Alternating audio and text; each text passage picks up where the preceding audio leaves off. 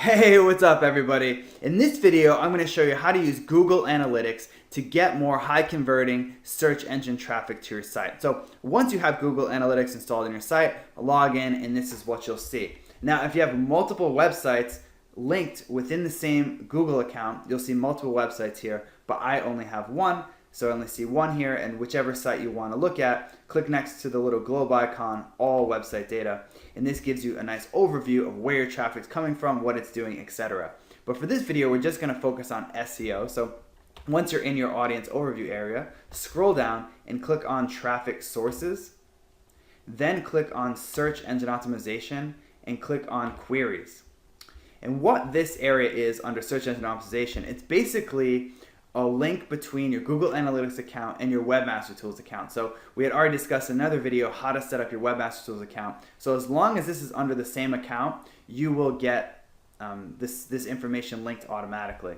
Now, here are some areas to look at. Query, it just means keyword, right? It's the same thing. So these are queries where you're showing up for impressions. So this could be, maybe on the 5th page, on the 1st page. It doesn't mean people are actually clicking for that keyword. This is the number of impressions that you're getting. So you'll see these are usually quite high because a lot of times these are keywords that you're not even trying to rank for, like 17, right? So I get a ton of impressions for 17, which is probably within Google image search or something like that.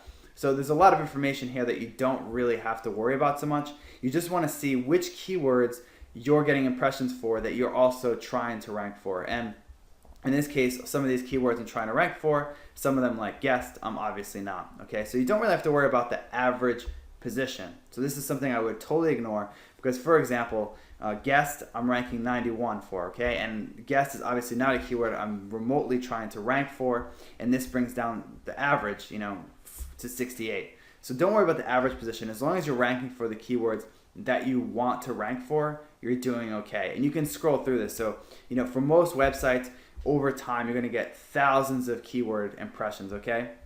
In this case, it only shows the top 10, but you can make this, up to 50 or 100 or 1,000 or whatever you want. And you can see other keywords that you're ranking for that you might not even know you're ranking for. And later on in the video, I'll show you how to leverage that for additional traffic. But that's really what you want to look at. And one more thing before we leave the query area is the click-through rate.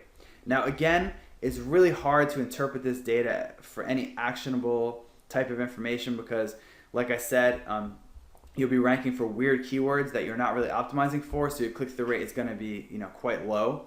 So what you really want to do is look at keywords that you're actually targeting and then look at your click-through rate. Okay, so let's say, for example, I was trying to rank for backlinks. Okay, my click-through rate is 2%.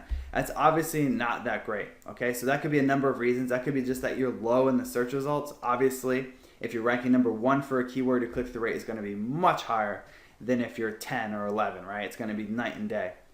So there are some things you can do to increase your click-through rate, even if you're number 10, like creating compelling title tags or description tags, adding Google verified authorship and things like that. So if you find that you're ranking for a keyword, let's say you're number 2 for this keyword, and you saw your click-through rate was, let's say, 2%, that's very poor, right? So you may want to take a look and see if maybe you can make your meta copy more compelling and make people more likely to click through. Next, we'll look at landing pages, okay? So this takes keywords out of the equation, and it just shows what pages tend to be showing up more often in Google. And again, this data is really just to see which pages are performing best, not so much to take any real actionable information because your average position for this page is 52, but like I showed you, some of these keywords are totally ridiculous, so it doesn't make a difference. But you can also see your click-through rate for each individual page, which can be very, very helpful for determining whether or not your copy and the metadata is compelling. So this is another area to look to see if maybe you might want to change the metadata for that page. So for the definitive guide to guest blogging, let's say, it's only less than 0.5%. So maybe I would revisit that page and see why. Is it the title tag? Is it boring? Is the description tag not enticing people to click through? For example, one with a click-through rate of 5.83%, which is much better. So maybe that one I would just leave alone. Finally, we'll look at the geographical summary. And that obviously just tells you where people come from to visit your site. And if you're like most people who are watching this video, you're going to get most of your traffic from the States. some from India, some from Argentina, all over the place, okay? And that's totally fine. The next thing we want to look at are how people are searching and actually clicking through to your website. So under the queries tab, this is just how people see your results in Google. So this is just impressions. But to get a more helpful and drill down information, head over to sources, click on search, then click on organic, and you'll see all the keywords that people use to find your site. Now this is much more important because this can often give you golden information. And let me explain. So let's say, I wasn't trying to optimize around the keyword CPA marketing, but I was getting some traffic for that keyword. Now this would be a great place to go back to that page that's ranking for that keyword and optimizing it around that keyword. This is a tip that I heard from Jason at kaiserthesage.com, and it works really well. It's basically trying to find these keywords that somehow you're getting traffic for, but you're not optimizing around, and then try to optimize around them, and then you'll rank higher. So a lot of times, like let's say for CPA marketing, I wasn't trying to rank for this keyword. Usually these clicks are because I'm like the 9th, 8th, 10th result, all right?